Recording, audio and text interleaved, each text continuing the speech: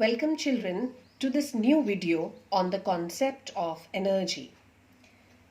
A body capable of doing work is said to possess energy, right? Sometimes mama tells you to do a particular work and you tell that mama, I'm not well, I don't have energy to do work, right? So a body will be capable to do work only and only if the body is having energy. The energy possessed by a body is measured by the amount of work that the body can perform.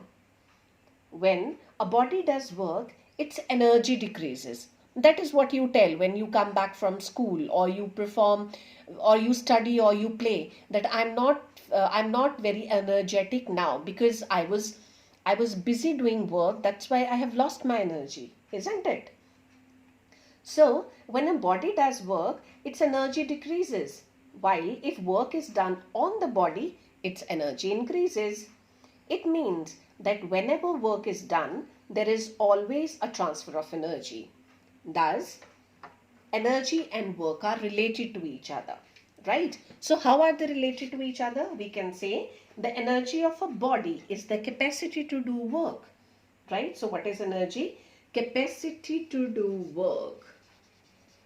Capacity to do work is said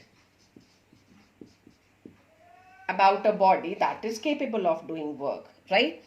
But let's talk about few cases that we discussed in our previous concepts related to a body revolving in a circular track.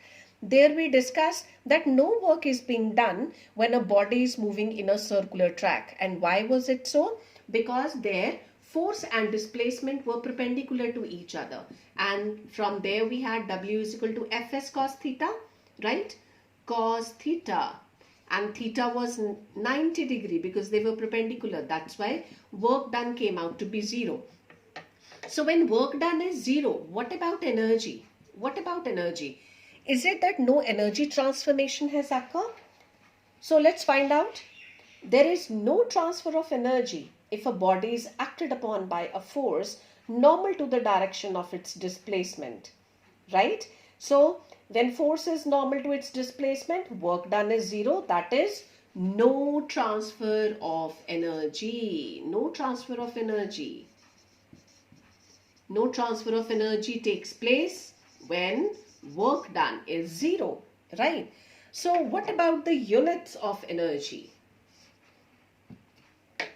Units of energy. Units are same as that of work done, right? So what is the SI unit of work done? That is joule. So same way for work done it is joule. I'm talking about CGS units. Same way for energy it is joule, right? The SI unit of energy is joule. And what about CGS?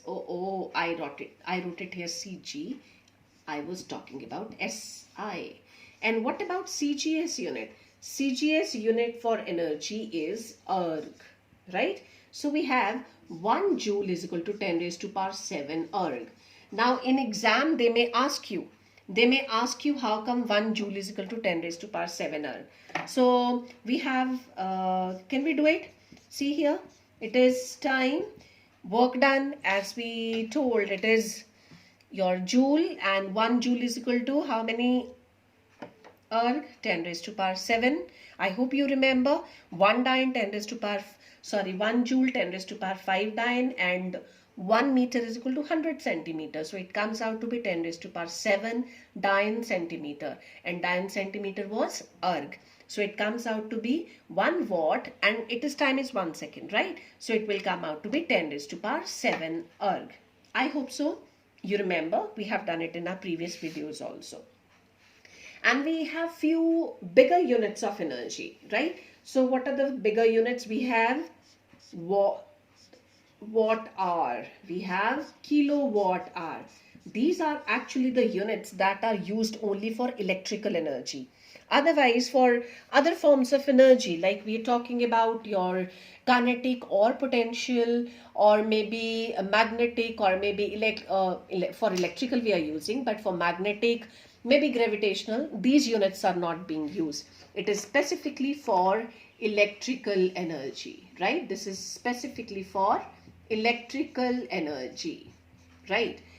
Next we have, okay, how to define for 1 watt hour. 1 watt hour, how to define it? 1 watt hour is the energy spent by a source of power 1 watt in 1 hour. From here only, watt means power, hour means time, right? So I repeat, 1 watt hour is the energy spent, or it is the amount of work done by a source of power 1 watt in 1 hour, right? So if somebody asks you to convert it in SI units, then how we are going to find out? 1 watt hour is equal to, how to split it? 1 watt into 1 hour, right? It will come out to be how much? 1 joule per second, because it is what? Power is joule per second, into hour. It means 3600 seconds, right? So it will come out to be 3600 joule, or I can write here 3.6 kilojoule. Fine. So this is the relationship between the SI unit and the other unit of electrical energy. Now let me talk about, suppose the same, instead of watt hour, I need to convert it in kilowatt hour. So what I'm going to do, let's see. So for kilowatt hour, how to define kilowatt hour? 1 kilowatt hour is the energy spent by a source of power 1 kilowatt, and time is 1 hour, right? So this is how we write, this is power, so the energy spent, it will be power into time, that will be 1 kilowatt into 1 hour. Fine. So 1 kilowatt hour. So how to define it? I repeat, 1 kilowatt hour is the energy spent by a source of power 1 kilowatt in 1 hour.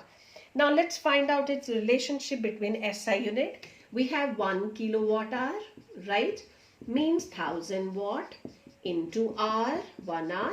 Or I can write, here only we have just found out. It comes out to be how much? 3.6. If I just convert it into 3600 seconds, what I'll be getting?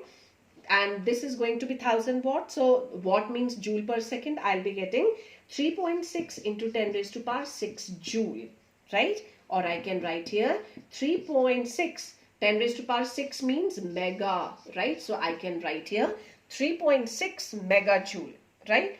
So do we have another, any other unit of energy? Yes, we have.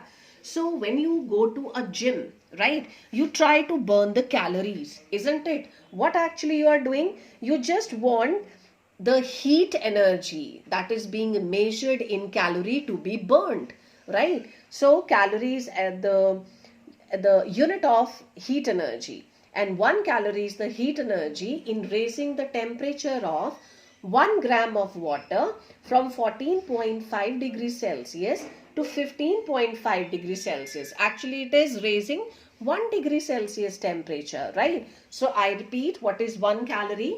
1 calorie is the amount of heat energy required in raising temperature of 1 gram of water specifically. Why water? We can talk this about this topic in the chapter that is related to your heat transfer, or you can say thermodynamics, right? There also we'll be discussing about it. This is, it has something to relate with the anomalous behavior of water, right? So just remember, of water, it is must. This is a keyword. If you don't write here water, you will not be given credit. Fine. From 14.5 degrees Celsius to 15.5 degrees Celsius.